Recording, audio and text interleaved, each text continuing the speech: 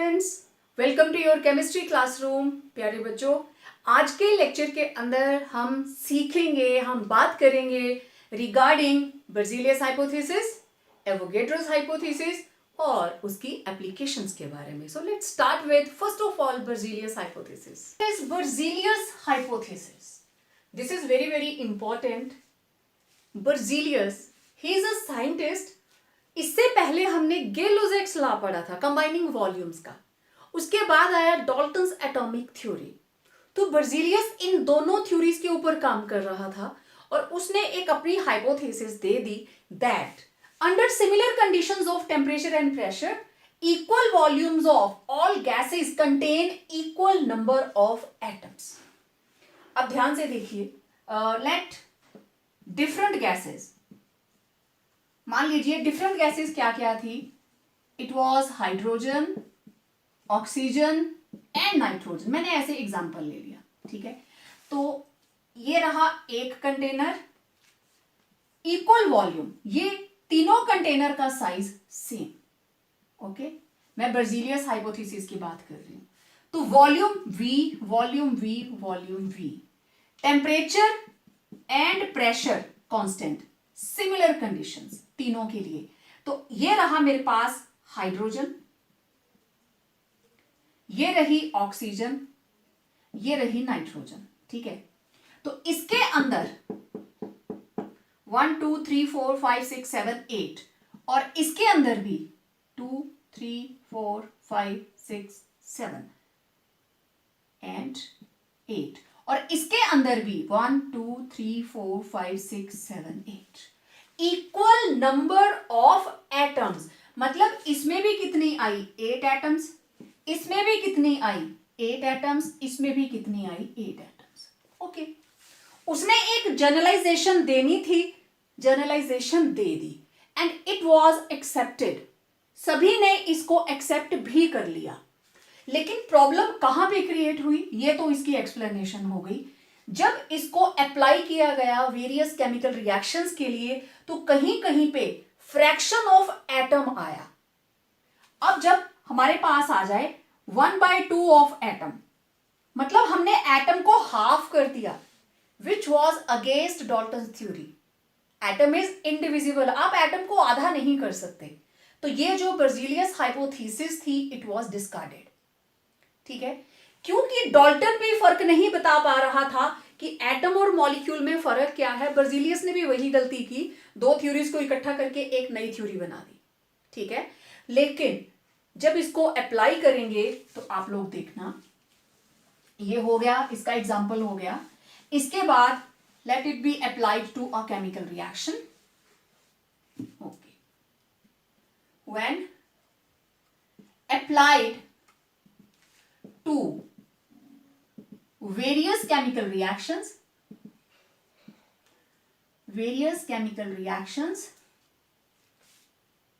fraction of atom was involved, which was against, किसके against था? Dalton's theory, which was against Dalton's theory. Okay, मेरे पास example है hydrogen plus chlorine, क्या बनता था? हाइड्रोजन क्लोराइड, ठीक है। मैं यहां ब्रैकेट में लिख देती हूं, it was hydrogen plus chlorine और यहां पे क्या बना था? HCl। कितने बने थे? 2HCl। तो हाइड्रोजन प्लस क्लोरीन और इसके आगे बन जाएंगे HCl। तो according to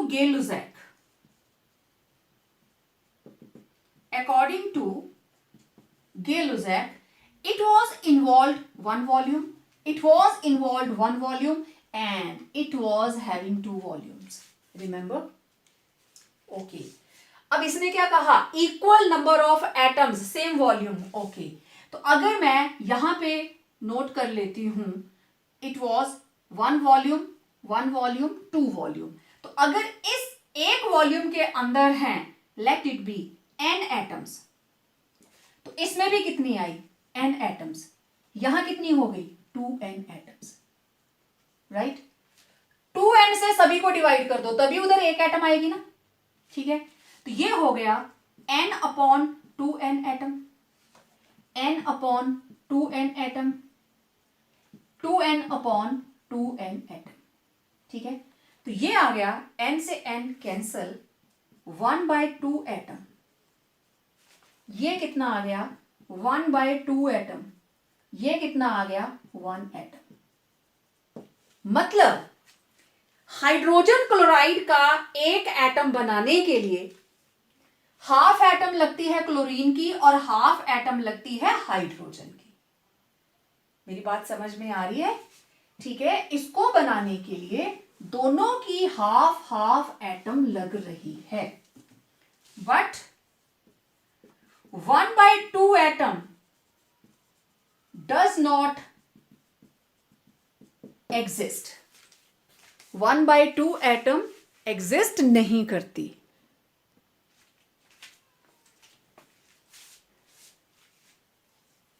One by two atom does not exist. That therefore it was against Dalton's theory. Berzelius ने जो हाइपोथेसिस दी थी, it was against Dalton theory, ठीक है। Therefore Berzelius hypothesis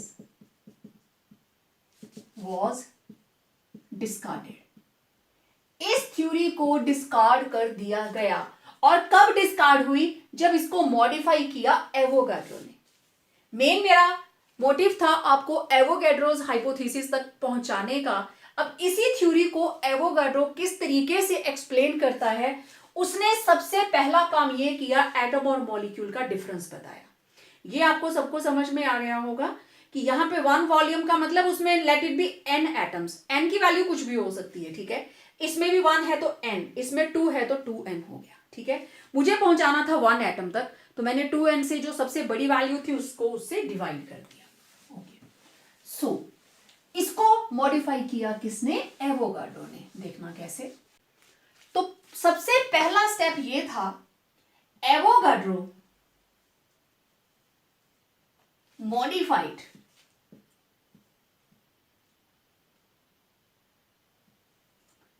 Berzelius hypothesis, Berzelius hypothesis की modification है Avogadro's law. तो सबसे पहला काम उसने क्या किया, he distinguished atom and molecule। उसने एटम और मॉलिक्यूल की डेफिनेशन दी। तो अकॉर्डिंग टू एवोगाड्रो एटम क्या था? It is smallest particle of an element which may or may not exist independently exist कर भी सकता है और नहीं भी कर सकता। For example helium, neon, xenon etcetera, right.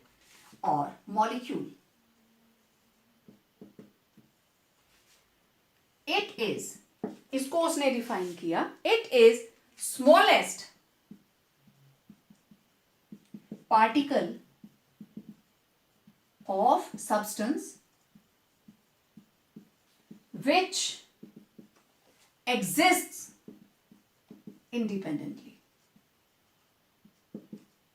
जो independently exist करता है।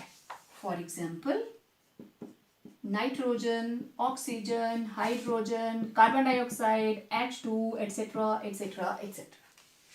तो एटम और मॉलिक्यूल, आपको इसमें डिफरेंस समझ में आ गया होगा, ठीक है। This is molecule of carbon dioxide, molecule of H2O। तो ये एटम है, एग्जिस्ट करती हैं, कार्बन की अकेली एटम एग्जिस्ट नहीं करती है, ऑक्सीजन की अकेली एटम एग्जिस्ट नहीं करती है। तो उसका पहला काम यह था, उसने इनको डिस्टिंग्विश कर दिया। दूसरा, फिर उसने अपनी जनरलाइजेशन दी। अब देखिए statement of Avogadro's hypothesis, same Berzelius, फर्क आया सिर्फ यहां पे। मैंने कहा था ना, it is modification of Berzelius hypothesis under similar conditions of temperature and pressure, equal volumes of all gases contain equal number of molecules. For example, consider hydrogen, nitrogen and oxygen gas. ठीक है, consider same volume of hydrogen, nitrogen, oxygen gas. ठीक है, तो एक जैसे volumes, late it B same Berzelius वाला ही है सारा सिस्टम, बस एटम की जगह मॉलिक्यूल आ गया। ठीक है, now this is volume V, volume V, volume V, same. तो it will be having n number n molecules, it will be having n molecules and it will also be having n molecules। मतलब अगर ये है hydrogen, अगर ये है nitrogen और ये है ऑक्सीजन, तो इसके अंदर 1 2 3 4 5 6 7 8 9 10। ओके, तो नाइट्रोजन के अंदर भी 1 2 3 4 5 6 7 8 9 10। ऑक्सीजन के अंदर भी 1 2 3 4 5 6 7 8 9 10। इनकी नेचर कैसी भी हो, number of molecules are same. ठीक है, irrespective of their nature. Gases की नेचर कैसी भी हो, नंबर ऑफ मॉलिक्यूल्स क्या है, सेम। तो it is Avogadro's hypothesis. Noted? अब देखो जरा इसके एग्जांपल्स देखते हैं। जैसे हमने बर्जीलियस को अप्लाई किया था ना वेरियस केमिकल रिएक्शंस के लिए, अब हम ये देखेंगे कि क्या हम एवोगैड्रोस हाइपोथेसिस को वेरियस केमिकल रिएक्शंस के लिए अप्लाई कर सकते हैं। Let's see. For example, consider chemical reaction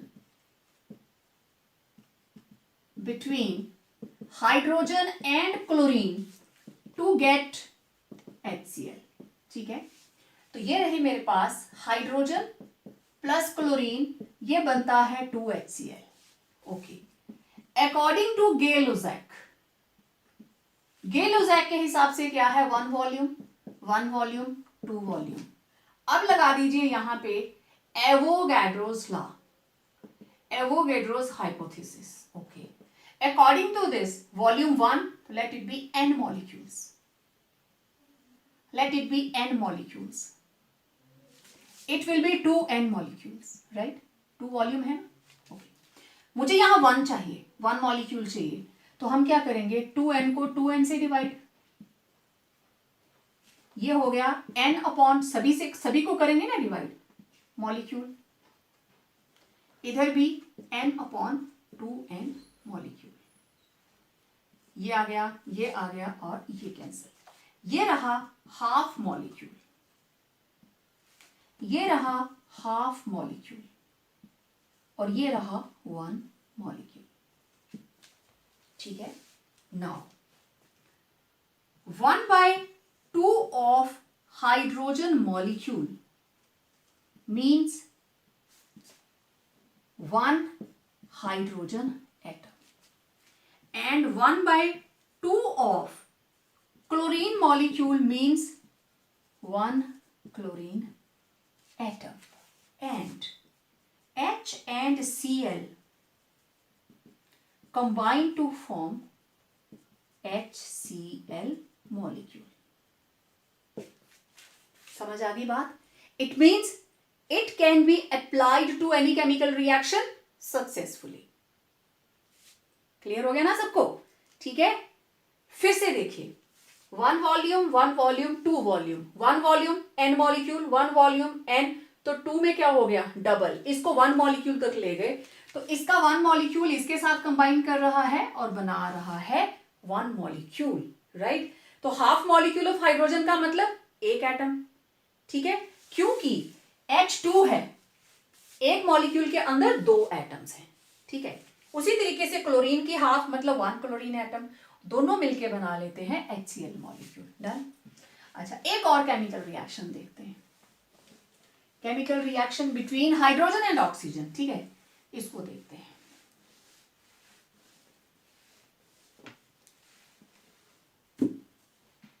hydrogen and oxygen to give H2O, okay. ये रहा हाइड्रोजन प्लस ऑक्सीजन, ठीक है, प्लस ऑक्सीजन, और ये बन गया H2O, ओके। इसको टू वाटर मॉलिक्यूल्स सेट। तो अकॉर्डिंग टू गे-लुज़ैक ये रहे two volumes, one volume, two volume. According to Avogadro's hypothesis क्या कहती है? It will be having two N molecules, right. It will be having N molecules, one volume है ना, and it will give two N molecules. लेकिन मुझे standardise करने के लिए यहां पे वन चाहिए, मतलब मुझे इसको डिवाइड करना है 2n के साथ, मुझे वाटर का एक मॉलिक्यूल बनाना है, तो ये हो जाएगा n/2n मॉलिक्यूल, और ये हो जाएगा 2n/2n मॉलिक्यूल। उसको वन बनाने के लिए इसी से डिवाइड करना पड़ेगा, तो ये हो गया वन मॉलिक्यूल, ये आ गया 1/2 मॉलिक्यूल, और ये आ गया वन मॉलिक्यूल। मतलब कहने का, one molecule of hydrogen plus half molecule of oxygen O2, और क्या देगा ये हमें? One molecule of H2O। तो आप देख लो, हाइड्रोजन का तो पूरा मॉलिक्यूल प्रेजेंट है और ऑक्सीजन का हाफ। इसका मतलब half molecule of oxygen is equal to one oxygen atom, right. तो इट इज पॉसिबल, ये मॉलिक्यूल था तभी तो एक एटम के बराबर आया ना, तो गे-लुज़ैक लॉ भी प्रॉपरली लग गया इसके ऊपर, एवोगैड्रोस हाइपोथेसिस भी सक्सेसफुली हम इसके ऊपर अप्लाई कर सकते हैं। And this hypothesis it is very very important, बहुत सारी एप्लीकेशंस हैं इसकी, अभी हम देखते हैं। चलिए, एप्लीकेशंस ऑफ एवोगैड्रोस हाइपोथेसिस की बात करें तो सबसे इंपॉर्टेंट है determination of atomicity of gases. अब ये एटॉमिसिटी क्या है? Atomicity it is number of atoms in one molecule of substance. मैं साइड में बता देती हूं, जैसे एटॉमिसिटी ऑफ नाइट्रोजन, एक मॉलिक्यूल में कितनी है? 2। एटॉमिसिटी ऑफ ओजोन, कितनी एटम्स हैं? 3, ठीक है। एटॉमिसिटी ऑफ ऑक्सीजन मैं नहीं बताऊंगी, अभी हम इसको कैलकुलेट करने वाले हैं, ठीक है। Atomicity of S8 sulphur 8, atomicity of phosphorus 4, got it, okay. तो एटॉमिसिटी मतलब कोई भी गिवन सब्सटेंस के अंदर नंबर ऑफ एटम्स कितनी है। तो चलो हम कैलकुलेट करते हैं। ऑक्सीजन गैस की एटॉमिसिटी क्या है? मुझे पता है, आप सभी जानते हो, इट इज O2, बट हम इसको टेक्निकली डिटरमाइन करेंगे with the help of Avogadro's hypothesis. Okay, consider the formation of water vapour, ठीक है। तो इसमें हम लेते हैं हाइड्रोजन प्लस ऑक्सीजन, और ये बन जाता है H2O, right. It is 2 so according to Gay-Luzak it is 2 volume, 1 volume, 2 volume. According to Avogadro's hypothesis it will be having 2 n molecules, it will be n molecule, it will be n molecule, and it will be again 2 n molecules. अभी हमने example की, मुझे यहां 1 चाहिए, it will B divided by 2n molecules. ये आ जाएगा n upon 2n molecules, ये आ जाएगा 2n upon 2n again molecules. आप डिटो भी डाल सकते हो, ऐसे करके डैश भी डाल सकते हो, ये कैंसल आउट। ये मेरे पास आ गया 1 मॉलिक्यूल, ये आ गया 1/2 मॉलिक्यूल, और ये आ गया 1 मॉलिक्यूल। मतलब वाटर का एक मॉलिक्यूल बनता है तो उसमें एक मॉलिक्यूल हाइड्रोजन का है और आधा मॉलिक्यूल किसका है, ऑक्सीजन का। That is 1 molecule of hydrogen combines with 1/2 molecule of oxygen to give 1 molecule of water vapor। मतलब ये आ गया 1 molecule of hydrogen plus half molecule of oxygen equal to 1 molecule of water। यही बात हुई, ठीक है। अब हम इसमें हाफ मॉलिक्यूल की बात कर रहे हैं। Okay, 1 molecule hydrogen, half molecule of oxygen. Okay, अब देखिए, we no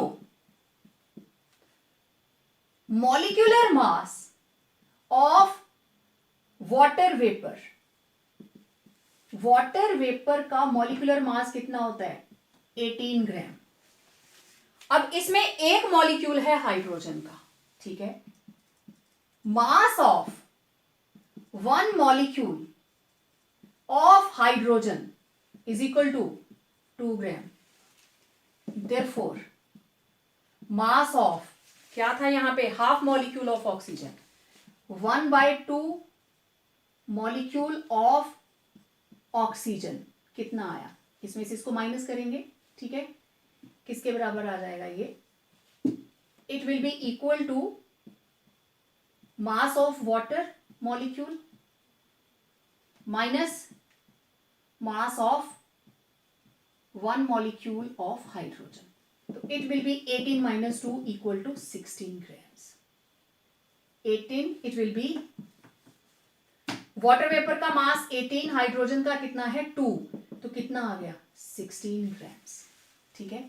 but 16 gram is atomic mass of oxygen. Therefore half molecule of oxygen is equal to 1 atom of oxygen। Therefore 1 molecule of oxygen will be equal to 2 atoms। That is atomicity of oxygen is equal to 2। That is it exists as O2। फिर से ध्यान से देखिए, यहां तक हम पहुंच गए कि एक वाटर मॉलिक्यूल के अंदर there is present 1 molecule of hydrogen, half molecule of oxygen, ठीक है। हमें पता है वाटर वेपर का मॉलिक्यूलर मास होता है 18 and mass of 1 molecule of hydrogen it is 2 gram. एक हाइड्रोजन का 1 ग्राम होता है। तो अब बचा क्या, mass of half molecule of oxygen किसके बराबर होगा, जो वाटर वेपर का मास होगा उसमें से हाइड्रोजन का मास माइनस कर दो, तो कितना आया 16 gram. But 16 gram is atomic mass of oxygen, मतलब एक ऑक्सीजन एटम का मास है 16 ग्राम। तो हमारे पास यहाँ पे क्या अवेलेबल था, half molecule of oxygen. Half molecule of oxygen means 2 atoms. इसका मतलब एटॉमिसिटी ऑफ ऑक्सीजन कितनी आई, 2। मीन्स जो हमारे पास ऑक्सीजन है that exist as O2। This is the meaning of atomicity। और इस तरीके से आप जिस भी गैस की एटॉमिसिटी निकालना चाहते हो उसका केमिकल रिएक्शन लिखो और इस तरीके से कैलकुलेट कर लो। एक और इसकी application that it is used to find a relationship between molar mass and vapour density. अब मोलर मास तो आप जानते हैं, vapour density it is ratio between mass of certain volume of a gas to mass of same volume of hydrogen gas under similar conditions of temperature and pressure. मतलब अगर मैं इसका एक फॉर्मूला बनाऊं तो it will be mass of, let the volume is VmL, same volume है ना, same volume, VmL of given gas, जिस भी गैस को हम स्टडी करना चाहते हैं, divided by mass of VmL of hydrogen gas. Okay, so according to Gay Lussac, अगर मैं इसी चीज के ऊपर गे-लुज़ैक को अप्लाई करूं तो यहां पे हमारे पास वॉल्यूम के साथ क्या आ जाता है, नंबर ऑफ मॉलिक्यूल्स. इसका मतलब ये फॉर्मूला कैसे लिखा जाएगा, vapour density it will be equal to mass of VmL, मतलब n molecules according to Gay Lussac, equal volumes contain same number of molecules at same temperature and pressure. ये definition मैं जानबूझ के लिख रही हूं सिर्फ आपको याद दिलाने के लिए, ठीक है. तो गे-लुज़ैक को जब हम यहां पे फॉलो करेंगे तो एक वॉल्यूम के अंदर कितना n, 2v होता तो इट विल बी 2n. तो यहां पे सिर्फ v लिखा है तो इसका मतलब it will be equal to mass of n molecules of given gas divided by mass of n molecules of hydrogen gas. Okay, again mass of n से दोनों को डिवाइड कर दिया, ठीक है, n से n कैंसिल, ये आ गया 1 molecule of given gas divided by mass of 1 molecule of hydrogen gas. लेकिन एक मॉलिक्यूल के अंदर हाउ मेनी एटम्स, 2. तो मैं इसको लिख सकती हूं vapour density it is equal to mass of 1 molecule of given gas divided by mass of 2 atoms of hydrogen gas. ठीक है, इस तरीके से हम इसको लिख सकते हैं. तो अब हम इसको कैसे लिखेंगे, तो वेपर डेंसिटी किसके बराबर आ गई, ऊपर है mass of 1 molecule of given gas, मतलब molar mass of gas divided by क्या आया मेरे पास, 2 एटम्स का, तो इट इज 2.